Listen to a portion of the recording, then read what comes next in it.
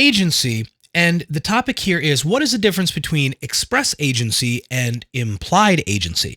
Now, agency is the relationship between the real estate professional and either the customer or the client and how they interact with the parties.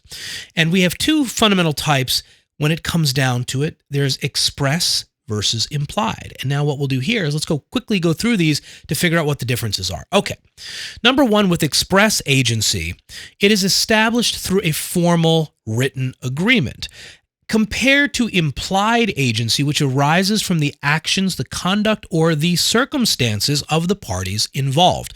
So, many times when I'm teaching a course, for example, I might just simplify it to a student, say express agency typically is something that is in writing, and implied agencies are action, how we do things and the way we act and respond to certain things. Both will create some type of agency relationship potentially. All right. The next item here, outlines for express agency outlines the terms and scope of the relationship. That's these formal written agreements. And with implied agency, when an agent provides services, but there is no written agreement. So in that example would be something like, hey, would you help me sell my house? The agent goes through a series of things, makes some phone calls, puts out some flyers, but they never have a formal contract between them and the seller. Well, that would be an implied agency relationship. Express agency, the duties, responsibilities, and compensation are clearly defined. And in terms of implied, the parties' actions imply an agency relationship. And then when it comes down to payment, then we might have a little bit of a problem when it comes to implied agency. With implied agency, maybe if parties fight and go to court, if there's no formal written agreement, it might not carry any weight. But there could be an agency relationship that we can establish, which is why then, in order to be enforceable, listing agreements need to be in writing in order to be enforceable many times. And that's the difference between express agency and implied agency.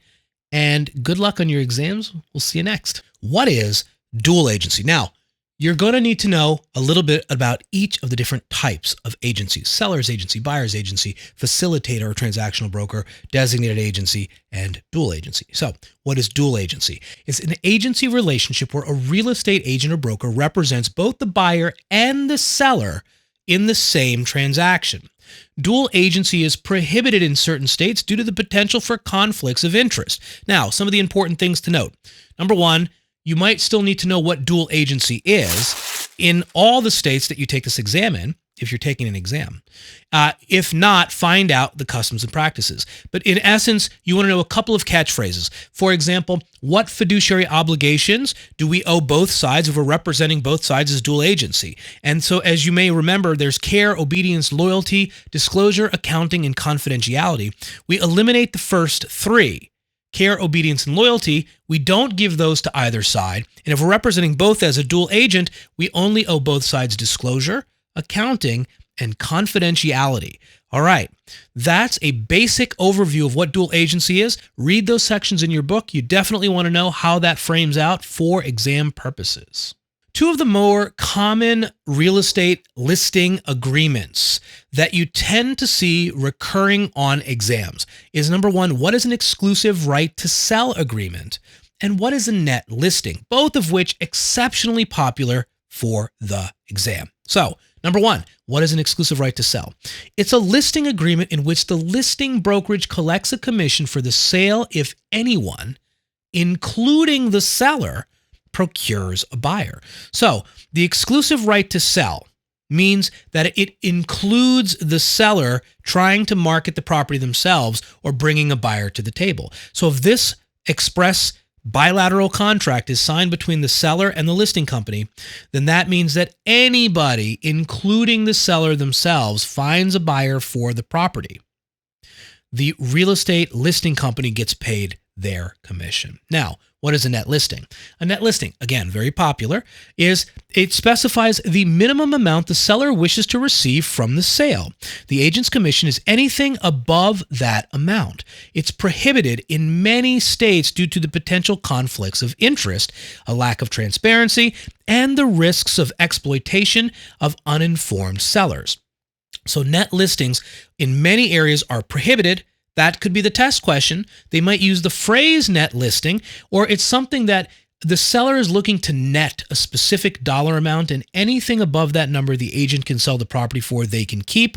That's a net listing. And again, prohibited in most states. Many times lately, over the last couple of years, I've seen this vocab phrase come up, and that's, what is a pocket listing? All right, so this is used all over the industry, but it's made its way into the exam. A type of real estate listing where a property is marketed privately by a real estate agent or a broker without being advertised on the multiple listing service or other public platforms. Now, if you're a member of the MLS, then pocket listings are allowed only for a certain period of time in many jurisdictions. After that, you have to contractually put the listing inside of MLS, and that's something contractually that's in there to keep the integrity, as MLS puts it, of their data, right? So they don't want people running around pocket listings and try to circumvent the MLS system. Otherwise, it would disrupt their business. All right, some of the benefits of pocket listings are, well, there's privacy. Parties don't have to get involved, and all of the content that's put into MLS can be avoided. There's some exclusivity here. Obviously, if it's not in the multiple listing service, then that agent or brokerage firm is controlling the entire deal, and that is nice, which leads me to the third one, and that's control. Those are the benefits. The drawbacks is, well, number one, it's limited exposure. If it's in some sort of multiple listing or listing company data service, there is a much larger pool of potential buyers that's being marketed to. Okay. It lowers offers due to the lack of competition. So the counter argument is, hey, the more people are aware of something, the more people might be interested, the more people might bid on this, the more people that might bid on this would potentially benefit the seller by driving the price up. So it could lower offers due to the lack of competition. It could do quite the opposite. In really, really high-end markets, this strategy might work way better than putting it out there because higher-end buyers might really like the fact that there's exclusivity to it and overpay. And conflicts of interest could arise, which is a major drawback of pocket listings. And that could be not honoring your fiduciary obligation to the seller, having limited exposure, maybe lower offers. So all of these things could violate that, and therefore you might have a conflict of interest. Okay, that was a pocket listing. Hopefully you see it now on your exam so you can smash it and get past it. All right, I'll talk to you later. Fiduciary duties in agency means that everything that the agent does or doesn't do must benefit their client or principal in some way, shape, or form. Now, on real estate examinations, they have broken down the fiduciary duties into some elementals. Some will learn it as old car, and some will learn it as cold AC. Let's do old car. Old car is an acronym that stands for obedience, loyalty, disclosure, confidentiality, accountability, and reasonable care and skill. This is what we owe the client. All right, you want to remember these. The other one, cold AC, is the same thing, but just spelled, jumbled up a little bit. Care, obedience, loyalty, disclosure, accounting, and confidentiality. So again, they're the same. Now, we want to know, what is the difference between a client whom we owe this fiduciary duty to and a customer, right? So when an agent represents a client, they owe them all of the fiduciary duties above. This means that they must prioritize the client's best interest above all else.